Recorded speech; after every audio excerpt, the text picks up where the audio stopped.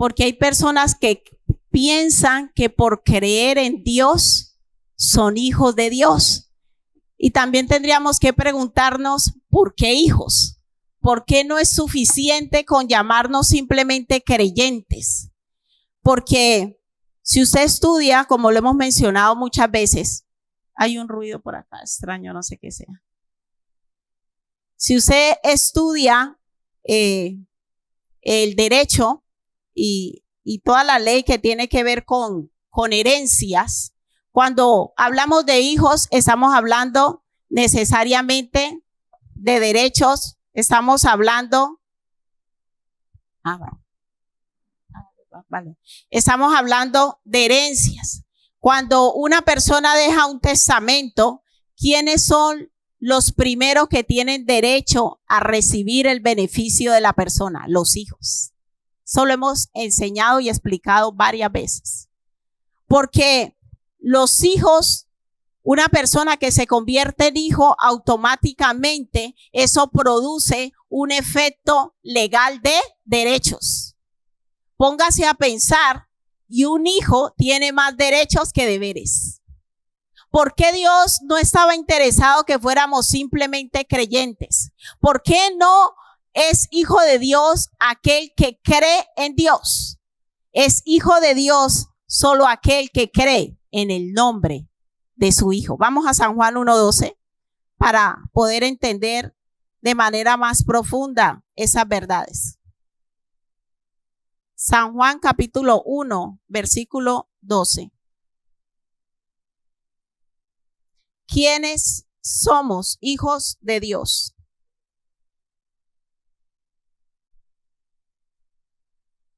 San Juan 1:12 lo dice claramente. Si usted pensaba que por usted creer en Dios es hijo de Dios, hoy tengo que decirle que no es así. San Juan 1:12 dice, mas a todos los que le recibieron, a los que ¿qué? A los que creen, pero a los que creen ¿en qué? Es específico. Dice, mas a todos los que le recibieron, a los que creen en su nombre, les dio derecho, le dio potestad. La palabra potestad significa derecho. Le dio ese derecho de ser hijos de Dios. Pero ¿qué significa creer en el nombre de Jesús? ¿Qué significa realmente creer en su nombre? Porque hay gente que dice, yo creo en Dios, entonces yo soy hijo de Dios. No es verdad. Estamos leyendo a la luz de la palabra que solo aquellos que creen en su nombre. ¿Por qué es tan importante el nombre de Jesús? El nombre de Jesús significa Salvador. Entonces, si yo cambio eso, parafraseo el texto, dice, mas a todos los que le recibieron, a los que creen en el Salvador. A los que creen en el Salvador. Y si hablamos de la palabra salvación, ¿salvarme de qué? Si yo estoy bien. Yo no necesito salvación. Los seres humanos piensan, por eso cuando se les habla de Cristo, se burlan del evangelio, porque piensan que creer en Dios es pedirle que me conceda cosas. Y ese es el evangelio que hay que predicar hoy en día, porque es el verdadero evangelio. Jesucristo no murió por ti para que tengas cosas aquí en la tierra. Y no sabemos cómo decirlo y cómo explicarlo ya. Es tiempo de salir de ese evangelio de papa y yuca, como digo yo. Durante años se ha predicado un evangelio que yo creo en Dios para que Dios me conceda cosas, para que Dios complete mi ineptitud, mi incapacidad humana para alcanzar cosas, y eso es mentira. Jesús murió para que tengamos salvación. La palabra salvación en el original griego significa soterium, y esa palabra significa libertad del pecado. Libertad de la condenación eterna. Cuando hablamos de salvación y hablamos de Jesús, tenemos que hablar del problema del pecado. Y a la gente no le gusta hablar de eso.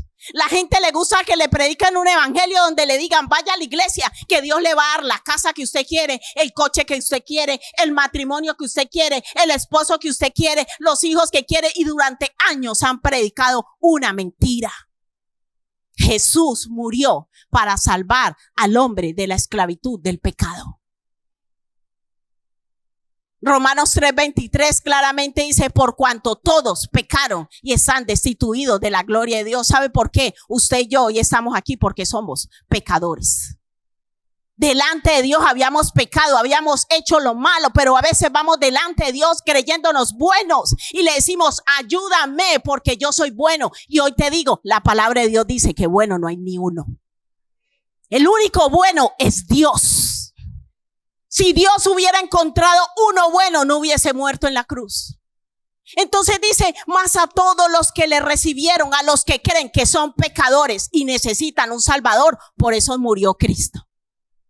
Y si tú crees que tú todo lo has hecho bien en la vida, que tú eres muy bueno, que tú ayudas a los pobres, que tú nunca has hecho nada malo, Jesús no murió por ti.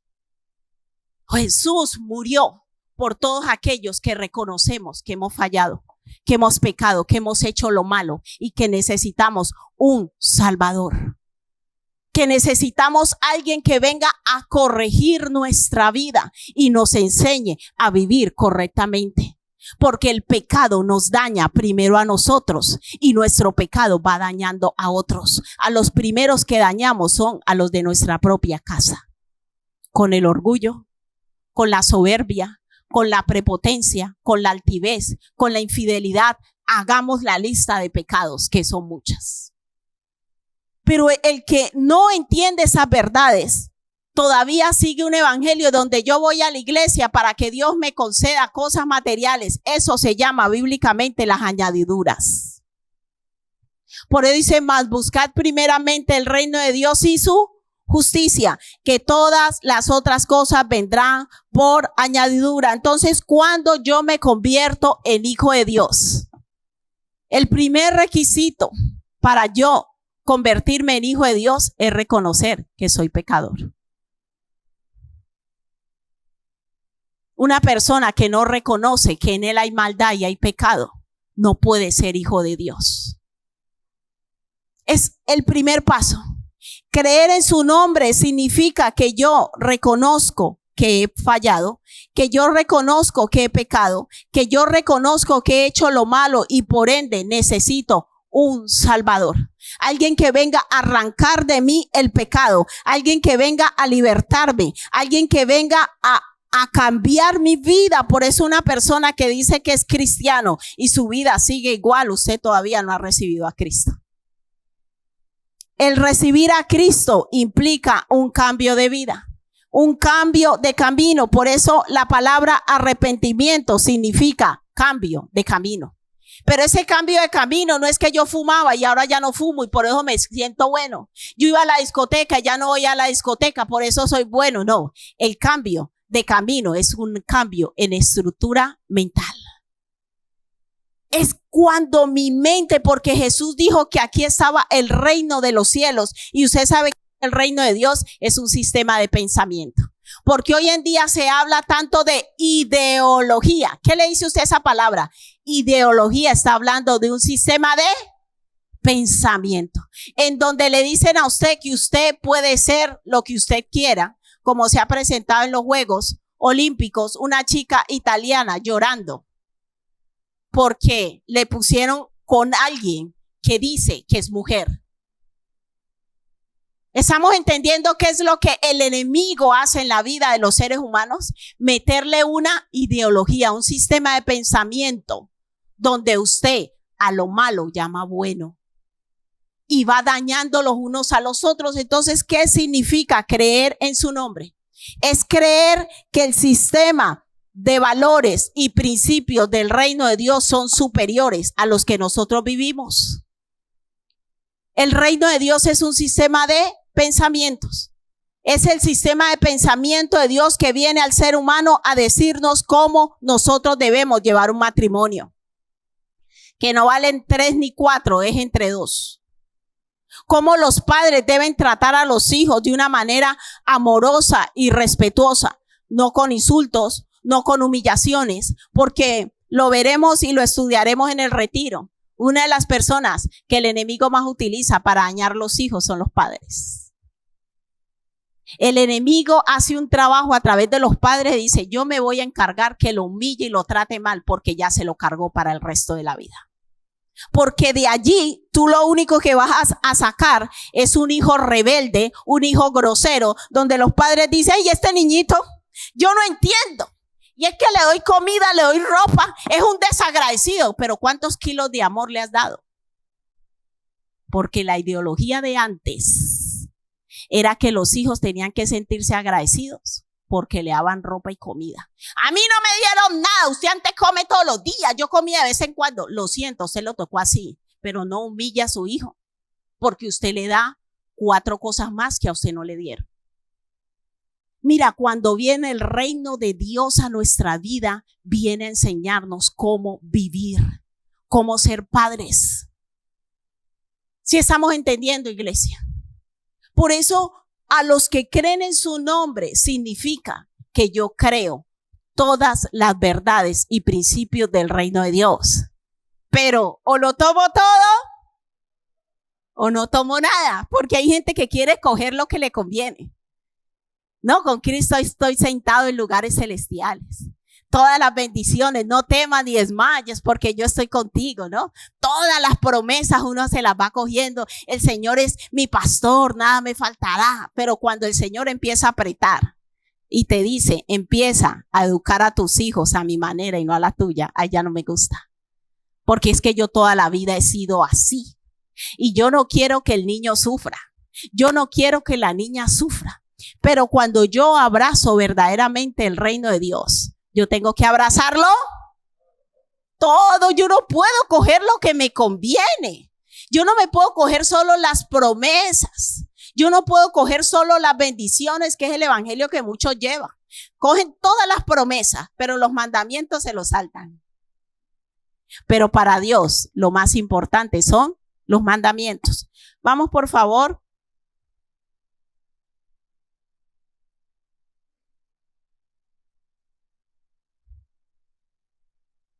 A Hechos, capítulo 4, versículo 12.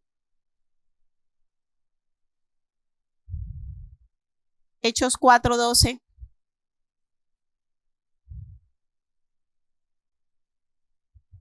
Hechos, capítulo 4, versículo 12. Sigue detrás de esa enseñanza el principio de elección. Porque dice, y en ningún otro hay salvación, porque no hay otro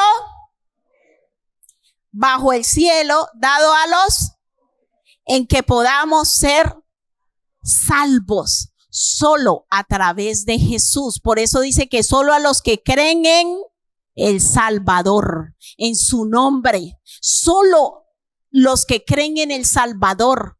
¿Cuál es su nombre? Jesús. ¿Y ese nombre qué significa? Salvador. Pero si yo estoy hablando de Salvador, yo tengo que pensar que yo no puedo seguir esclavo del mismo pecado. El creer en Jesús trae a mi vida un paquete de bendiciones, en donde lo primero que Dios hace en mi vida es empezar a libertarme de toda esclavitud, porque el pecado trae esclavitud. Tengo que fumar. Tengo que fumar. La pornografía, cantidad de hábitos, todos son que esclavitud, porque un esclavo es alguien que está obligado a hacer algo aunque no lo quiera hacer.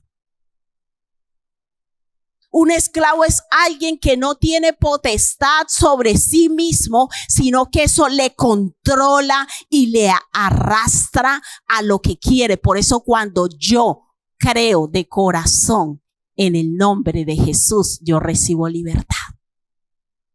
Porque es un nombre que tiene poder y autoridad para deshacer las obras del diablo. Es el único nombre dado a los hombres en el cual podemos recibir libertad. Si tú decides creer en el nombre de Jesús, Dios te da la capacidad de ser libre de cualquier esclavitud. Por eso, iglesia, no se trata solo de creer, porque los demonios también creen y tiemblan. El diablo cree que Dios existe. El diablo cree que Dios existe. Los demonios también, pero no se sujetan. No se sujetan a Dios. Y yo siempre digo, es arrogante de nuestra parte querer enfrentar a un ser que no respeta ni al mismo que lo creó. No intente vencer el pecado o transformar su vida, la de su familia, en sus fuerzas, no. Porque hay un enemigo, un ser espiritual que se llama Satanás, adversario, por eso se llama así, significa el que se opone. ¿Se opone ¿qué? A todo lo que viene de Dios. Entonces, si Dios dice santidad, Él va a decir, no, fornica, acuéstate con todos los que quieras. ¿Estamos entendiendo? Y Él sabe que ese pecado va a esclavizar al ser humano, porque el pecado no nos deja avanzar en la vida. Las personas que viven presos de la pornografía y de esos pensamientos, constantemente vive pensando en eso. ¿Y sabe qué produce en usted? Que su capacidad cognitiva, su capacidad de inteligencia y aprendizaje disminuye. Detrás de cada pecado hay algo que hace que el ser humano disminuya su capacidad y su potencial como persona. Y el enemigo se ha encargado de convencer lastimosamente a los cristianos que el que peca y reza empata. O sea, 2 por 2, 4. Aquí no ha pasado nada. Es mentiras. El pecado, el problema del pecado en el ser humano es tan grave que por eso murió Jesús. El pecado nos destruye. El primero que se autodestruye con el pecado, sea de la índole que sea, somos nosotros mismos. Y el enemigo en los últimos años está haciendo un trabajo tan terrible, primeramente en nuestros hijos, que ahora en las escuelas con 8 o 9 años le están dando a los niños clases de masturbación. ¿Qué hace un niño con 8 o 9 años enseñándole eso? Esos son planes de esclavitud. Ahora sucede a cada rato, jovencitos que violan a otras niñas. ¿Por qué? Porque a los 8 o 9 años ya están enganchados a la inmoralidad. Iglesia, es tiempo de abrir los ojos y entender por qué murió Jesús. Jesús murió para que nosotros vivamos en libertad. Pero si los mismos hijos vivimos en esclavitud, ¿qué hay del resto del mundo? ¿Por qué muchas iglesias no se predica de inmoralidad? Porque está comprobado que más del 70% de los pastores ven pornografía. Entonces es más fácil pararse aquí y decirle a usted que Cristo le ama y no pasa nada, porque el mismo que se para aquí lo practica. Lastimosamente es así. Y Jesús nunca vino a esconder el pecado de nadie, y Dios quiere que nosotros entendamos que los que somos hijos de Dios somos los que creemos en su nombre. Los que somos hijos de Dios somos los que creemos en su nombre, y creer en su nombre significa vivir en libertad del pecado. No ser esclavo. La esclavitud es algo que nos ata. La esclavitud es algo que nos pone cadena. Cuando yo hablo de esclavitud, no estoy hablando de libertad. Y ahora estábamos cantando, soy hijo de Dios. Ya no soy un esclavo. No. Pero no es porque has creído en Él. Es si crees en su nombre. Solo a los que creen en el nombre de Jesús reciben salvación, reciben libertad y reciben salvación eterna. El creer en el nombre de Jesús nos asegura 2 cosas. Primero, ya no vivo en esclavitud del pecado, y segundo, el día que yo me muera, tengo vida eterna, porque el único que ha muerto y ha resucitado hasta el día de hoy se llama Jesucristo. Es tiempo, iglesia, de que entendamos que es solo a través de Jesús que el ser humano tiene vida en sí mismo. Dios nos ama tanto, como dice San Juan 3:16, de tal manera amó Dios al mundo que envió a su Hijo para que todo aquel que cree en su nombre pueda tener una vida distinta. En pocas palabras, esclavos del resentimiento, no, yo a ese no le vuelvo a hablar. Esclavos del odio, esclavos de los celos. Mira, el ser humano tiene una tendencia, nosotros tenemos una tendencia tan alta de caer en cualquier tipo de esclavitud sin Cristo.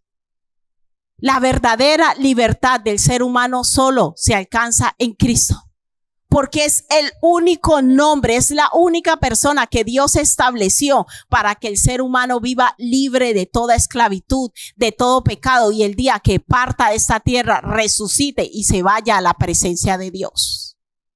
Eso no es por creer en Dios, porque dioses hay muchos. Es por creer en Jesús.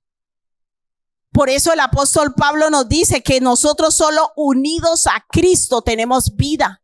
Pero nosotros muchas veces desechamos a Dios y le decimos, yo quiero creer en ti, pero no quiero nada contigo.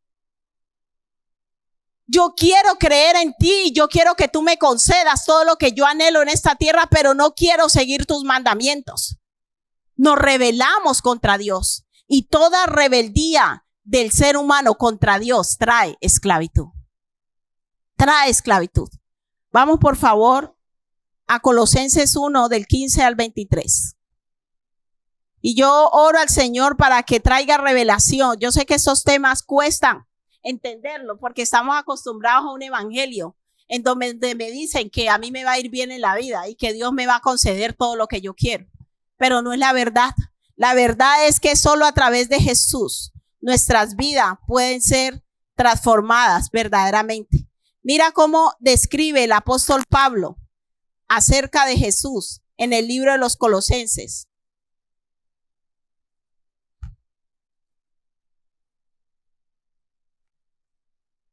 Colosenses capítulo 1, versículo desde el 15. Mira lo que dice la palabra del Señor. Él es la imagen del Dios invisible. O sea, a Dios nadie jamás lo había visto, excepto Moisés y los que estuvieron con él. Él es la imagen del Dios invisible, el primogénito de toda creación.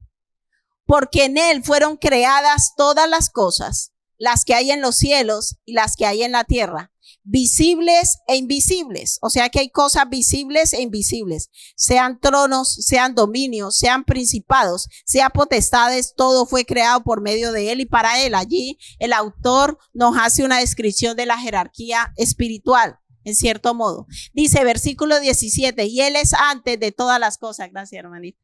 Él es antes de todas las cosas y todas las cosas en él subsiste. Y él es la cabeza del cuerpo. ¿Quién es la cabeza de la iglesia? Cristo, no los hombres.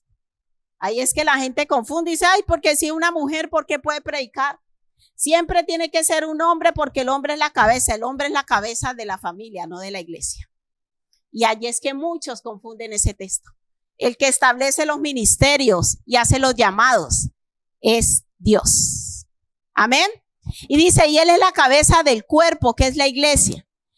Él que es el principio, el primogénito entre los muertos, para que en todo tenga la preeminencia, por cuanto agradó al Padre que en él habitase toda plenitud, y por medio de él reconciliar consigo todas las cosas, así las que están en la tierra como las que están en los cielos, haciendo la paz mediante la sangre de su cruz. Y vosotros también, que erais en otro tiempo extraños y enemigos de vuestra mente, haciendo malas obras, ahora os ha reconciliado en su cuerpo de carne por medio de la muerte, para presentaros santos y sin mancha, irreprensibles delante de él, si en verdad permanecéis fundados y firmes en la fe, y sin moveros de la esperanza del evangelio que habéis oído, el se predica en toda la creación que está debajo del cielo, del cual yo, Pablo, fui hecho ministro. Estamos entendiendo, iglesia, que es a través de Jesús, que es a través de Jesús que yo llego al Padre. Es a través de Jesús. La palabra de Dios dice que nadie va al Padre sino a través del Hijo. Por eso yo cuando oro, yo tengo que orar en el nombre de Jesús. Yo te hago una pregunta, ¿tiene importancia el nombre de Jesús o no tiene importancia? Pero también te pregunto, ¿en qué o en quién tú crees? ¿Cómo está tu fe hoy? ¿Cómo está tu fe? Hoy es un día de introspección acerca de nuestra fe. Pregúntate allí, tú, ¿en qué o en quién crees? Porque quizás hasta el día de hoy tú solo has creído en Dios. No, yo creo en Dios, pero es que solo son hijos de Dios los que creen en su nombre. No se trata de creer en Dios, es creer en su nombre. ¿Y qué significa su nombre? Salvador. ¿Salvador de qué? Si yo hablo de que yo creo en su nombre, en mi corazón tiene que haber un anhelo profundo de que Dios cambie mi vida.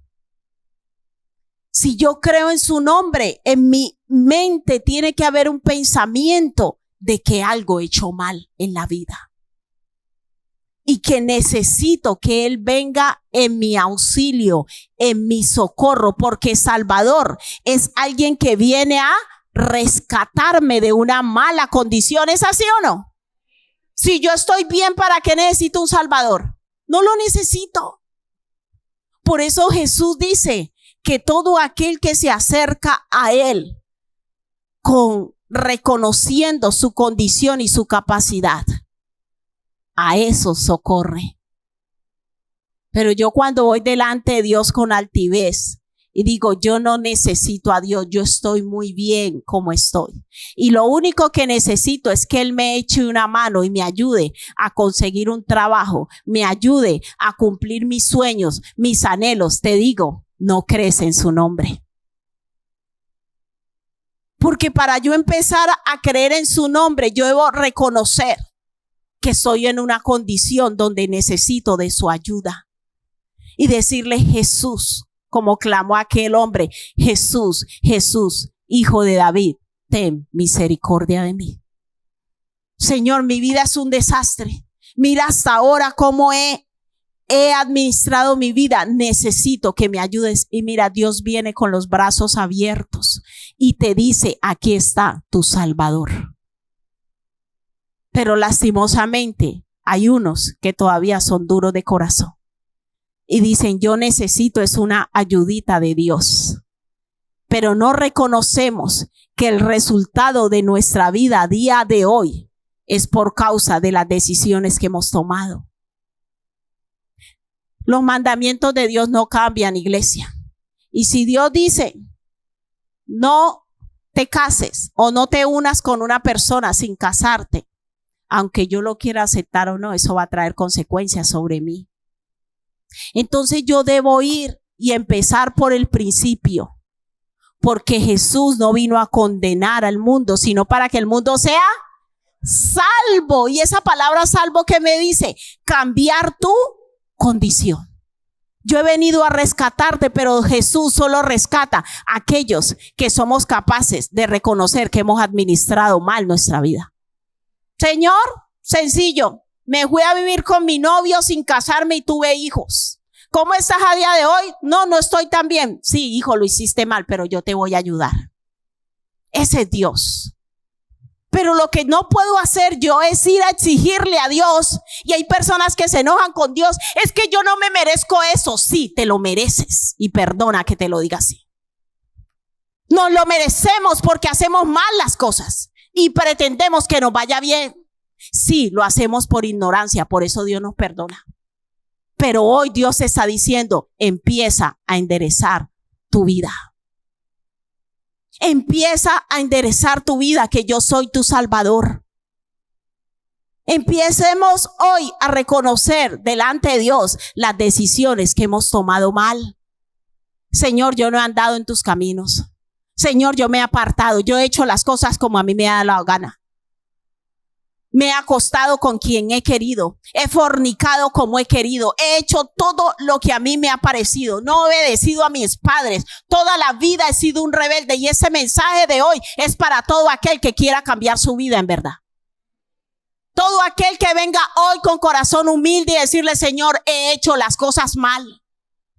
Lo hice por ignorancia, pero yo hoy te pido que empieces a transformar mi vida.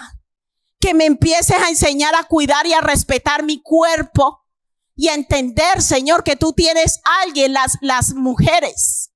No pierdas el tiempo acostándote con uno y otro. Eso no te sirve de nada. Por mucho que te digan que estás muy guapo y muy buena, simplemente te usan. Y te aseguro que el Señor Jesús tiene cosas mejores. ¿Cuántos lo creen? Porque cuando Él habla de que somos hijos, los hijos tienen derecho. Los hijos son los que tienen derecho a recibir todas las bendiciones del reino de Dios. Una vida en abundancia, porque Jesús dijo, yo he venido para que tengan vida y que la tengan en abundancia. Pero nuestras vidas desordenadas no permiten que esa abundancia de Dios fluya sobre nosotros. ¿Cuántos quieren tener una vida en abundancia? Tiene que ser bajo los mandamientos de Dios, no a tu manera. Y sufrimos. Y nos va mal y recibimos tantas consecuencias porque seguimos, como decían los salmistas, luchando contra Dios. Pero ¿cuántos quieren rendirse hoy de corazón a Dios y decirle, Señor, quiero empezar a hacer las cosas a tu manera? Señor, si estás en unión libre, Señor, quiero casarme. Si usted acuesta con uno y otro, con una y otra, Señor, yo me voy a guardar para ti. Voy a enderezar mi vida. Dame la fortaleza para yo no seguir. Yo quiero levantar una generación distinta. Quiero levantar una vida distinta sobre mí y sobre mi descendencia. Es cuando yo decido someterme a Dios. Cuando yo creo en su nombre. Porque en su nombre hay salvación. En su nombre hay redención. En su nombre hay libertad. Y ya no vamos a estar enseñando ese evangelio donde las personas quieren que le digan lo que quieren escuchar. Nosotros vamos a enseñar la verdad. Y la verdad es que Dios quiere que nos sometamos a sus mandamientos. Porque la bendición de nosotros viene a través de la obediencia a sus mandamientos. Dios se lo dijo a la nación de Israel. Si vosotros guardáis mis mandamientos y permanecéis en mis mandamientos, yo los voy a bendecir. Mira, hay personas que han venido desde Colombia y aquí llevan vidas más desordenadas que en el mismo Colombia. Pero hay otros que eligen y dicen, yo voy a entregar mi vida a Cristo. Y hay cantidades de personas que en Colombia tenían vidas desordenadas, en sus países tenían vidas desordenadas. Aquí entregan su vida a Cristo, sirven a Cristo. El Señor los bendice, les prospera, les da negocios. Los conozco.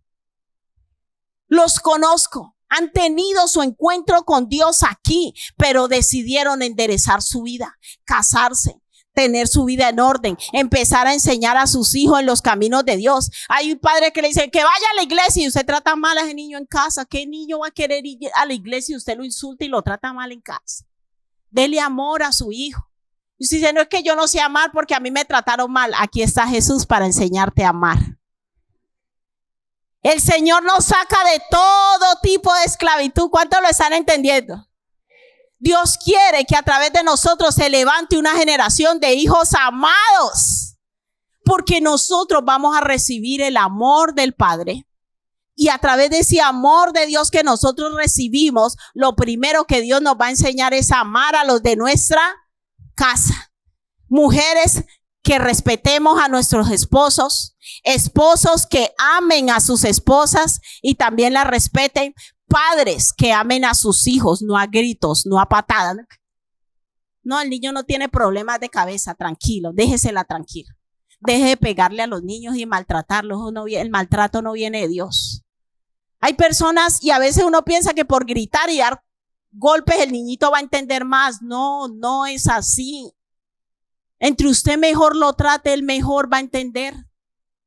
Trate bien a sus hijos. Yo sé que los niños nos desesperan en momentos, pero Dios, hoy le digo a los padres, Dios no les aprueba el maltrato a ningún padre, por más que usted le compre el iPhone 80. Dios no aprueba, no compensa lo material con el trato.